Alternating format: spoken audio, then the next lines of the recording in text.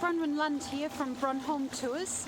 I'm on the island of Bornholm and I make 360 video walking tours for people who either can't get to the island or can't get around the island.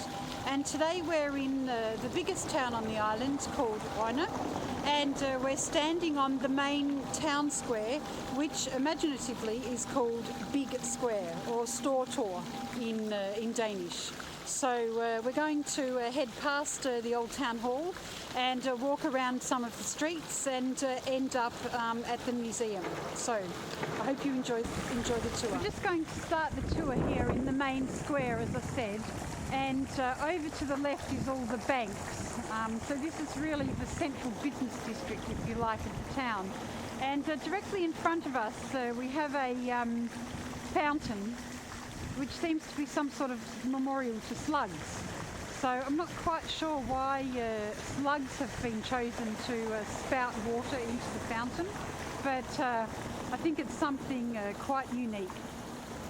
So we're just going to leave the square now, and this square was actually a marching square. It was never a market square as such, and it was used for marching practice for the troops to march up and down, and that's why it's so long and so square. And then as the importance of the military declined, the area was converted into the town's main town square. Now over here on the right we have the old town hall, and as we go down the street we will actually pass the newspapers as well. So there's still a thriving newspaper on the island, and that surprisingly is called Bornholms Tidende, or the Bornholm Times. This is the movie cinema here on the right.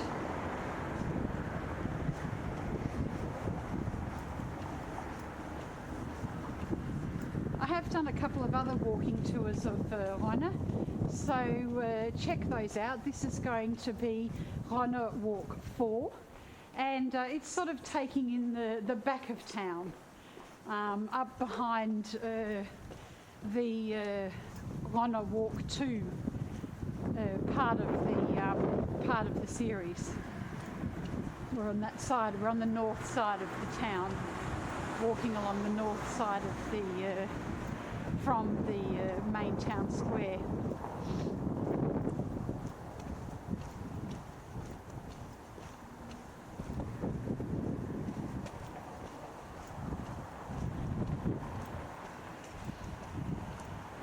So we have the newspaper offices here on the left, and the writing in white actually says always a Bornholm. Always a Bornholm is the way you would translate it.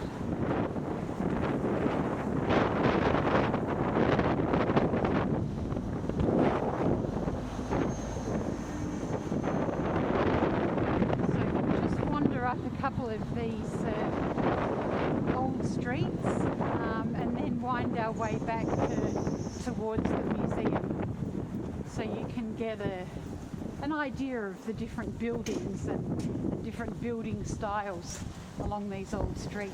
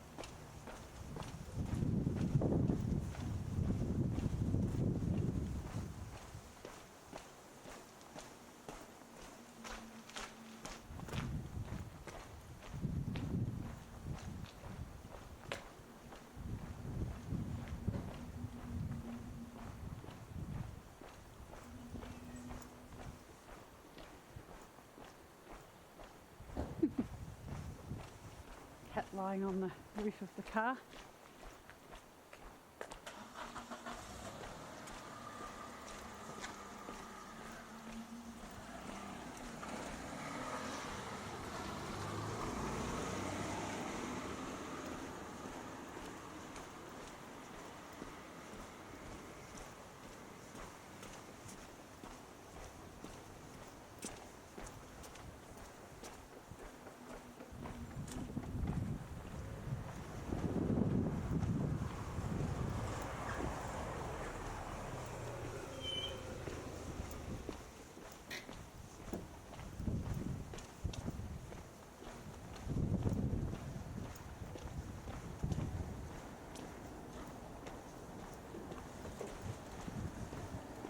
And so here's an old technical college, and it's really quite an interesting. It's old Danish what's written up there, and it says trust, work, and knowledge develop the people. So it's that's quite philosophical, isn't it? Trust, work, and knowledge develop the people. And it's so true, and this is really what the whole Scandinavian system is really based on, is that if you have a well-educated population who are prepared to work hard and trust each other, then you will have a great society. And I think this is really one of the things that has kept me living in Denmark for so long. People are always a bit shocked when I say, oh yes, I'm Australian and I've been living in Denmark for 17 years. Let's just pop down this street because we just need to circle our way back around to the museum. And they simply can't understand why I would live in Denmark when the weather is so terrible. And it's really because of this concept, this trust between people. There's no keeping up with the Joneses. There's no materialism in the same sort of sense that there is in extremely capitalist societies. I think the Scandinavians have really managed to get socialism correct, and it's a democratic socialism. So countries are still democracies in Scandinavia. That doesn't mean to say that I don't miss Australia terribly, and think that it's also a really wonderful place to live. So right across the road here we have the museum, and what they've actually done with the museum is they've actually kept the bunker from the Second World War, and you can actually go down inside the bunker and experience what it would have been like while the city was being bombed. And the town at the time was actually bombed at the end of the Second World War, because the whole island and the whole of Denmark was occupied by the Germans during the Second World War.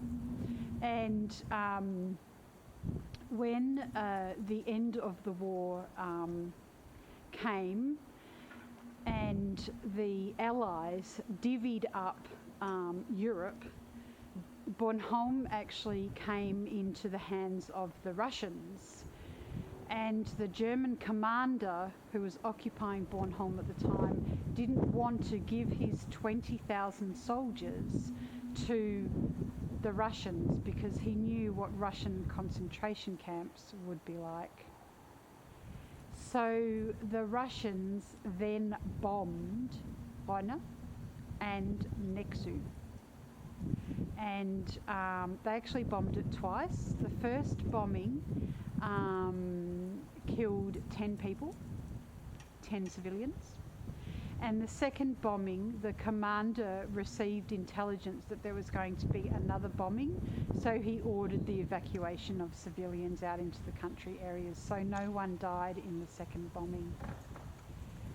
So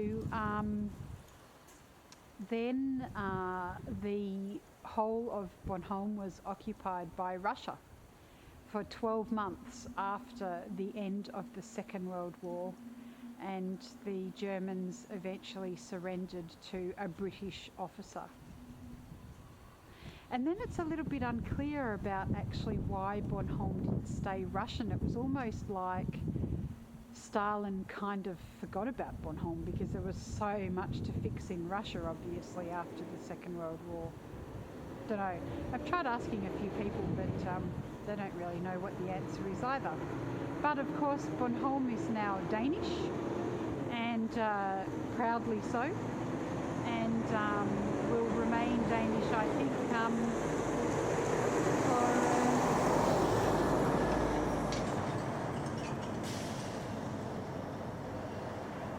and will remain Danish for as long as the country continues to exist.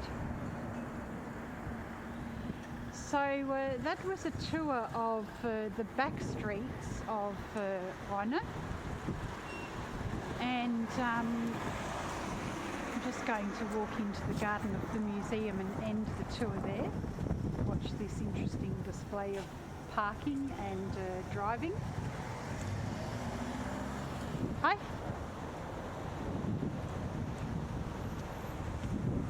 So that was a tour of the back streets of northern Rønne, ending in the museum gardens. This is Bronwyn Lund from BronHolm Tours signing off. Please remember to subscribe, like, comment and share. It goes a long way to helping my channel. Bye for now.